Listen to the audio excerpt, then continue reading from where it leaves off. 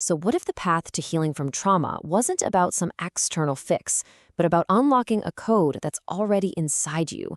Today, we're diving deep into two clashing systems of recovery.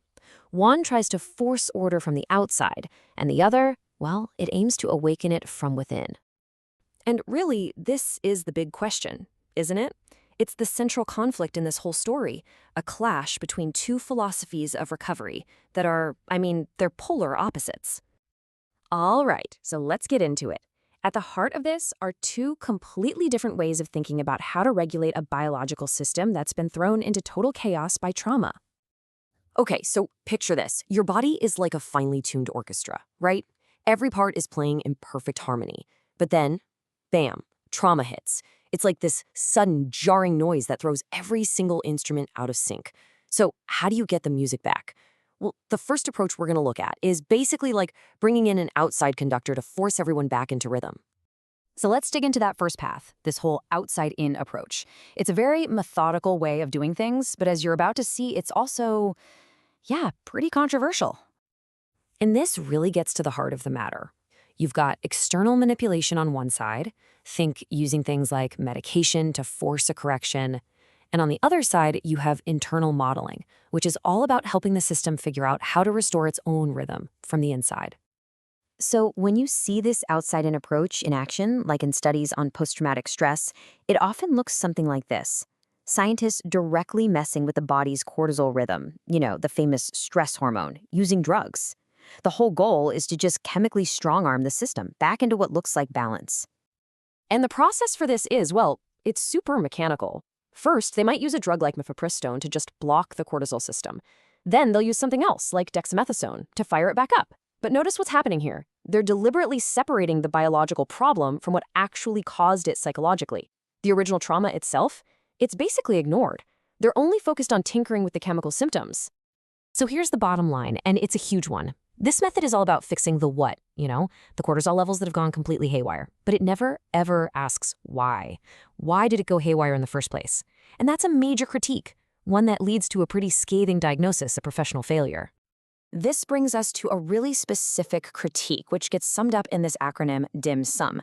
Now, what that means is that these external methods are lacking focus on the supranuclear nucleus, or the sum for short. This is a super important part of the brain that helps us make sense of the world. And guess what? It's incredibly sensitive to trauma. So the argument is simple. By completely ignoring this core piece of neurobiology, the approach fails to get to the root of the problem. Okay, so that's the whole outside-in idea. But what's the alternative? Well, let's flip the script and explore the inside-out model. This is a path to healing that doesn't start with a prescription, it starts from deep within the person themselves. Now, this whole system is built on something called the corporeal fact. And that's just a way of saying that trauma isn't some abstract story in your head. No, it's a physical, tangible reality. It has real, embodied consequences. Like that constant tension you might feel right about your eyes. That's a corporeal fact. You can literally feel it. So instead of using an external drug, this approach uses something we all have, attention. It's treated like an internal compass. It's the tool you use to navigate your own inner world and find the real source of the problem, the root cause of your own dysregulation. And the guiding principle here is so simple but so profound. Diagnosis before treatment. It means you absolutely have to understand the why first. You have to get a handle on the specific neuropsychological gears that are grinding before you can even think about implementing a solution that's actually going to work. Okay, so if your attention is the compass, then what's the map? This is where the whole inside-out approach takes a really fascinating and kind of surprising turn. It proposes that this whole internal self-healing process is actually powered by a unique mathematical engine. Yeah, you heard that right. This system, which is called prismatic cognition, is built on the logic of one single, powerful number, and that number is 13. So, why 13? Of all numbers, why that one? Well, the logic goes like this. Because 13 is a prime number, you can't neatly divide it. That makes it a super stable, objective anchor point. It creates this kind of mathematical scaffolding for the mind that resists being broken down or manipulated. It's a solid foundation for a real, robust process of self-correction. And this mathematical engine, it drives a very specific kind of growth. It's all about incremental progression, just moving from one step to the next. This creates this amazing recursive loop of self-correction and adaptation. The whole process has this beautiful poetic name, Jamina, which means day by day. It really emphasizes that this is about gradual, steady renewal.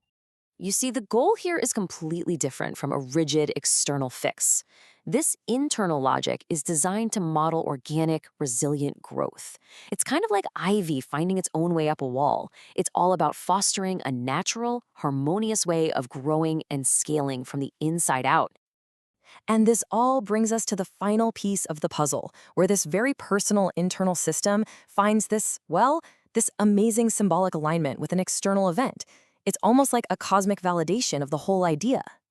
So this whole journey of internal healing is framed by this really symbolic calendar. It kicks off with a vow, this commitment made during a wolf moon, to find that mathematical proof. And it all leads to a very specific and very meaningful date. Everything comes to a head on October 6th, 2025. That day just happens to be the harvest supermoon. And on that exact same day, a huge scientific discovery was announced.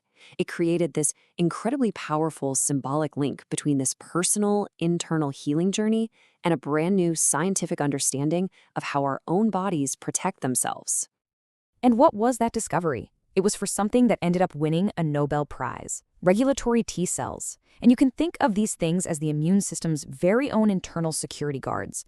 Their job is literally to calm down other immune cells that are getting too rowdy, to maintain harmony, and to stop the system from attacking itself. What a fascinating scientific parallel to this whole idea of an internal system for self-regulation, right? And that brings us right back to our final contrast. On one side, you have the rigid external system, the one described as the rock that will crumble because it completely ignores the why. And on the other, you have the adaptive internal self, which is built on this beautiful principle of dynamic, resilient growth.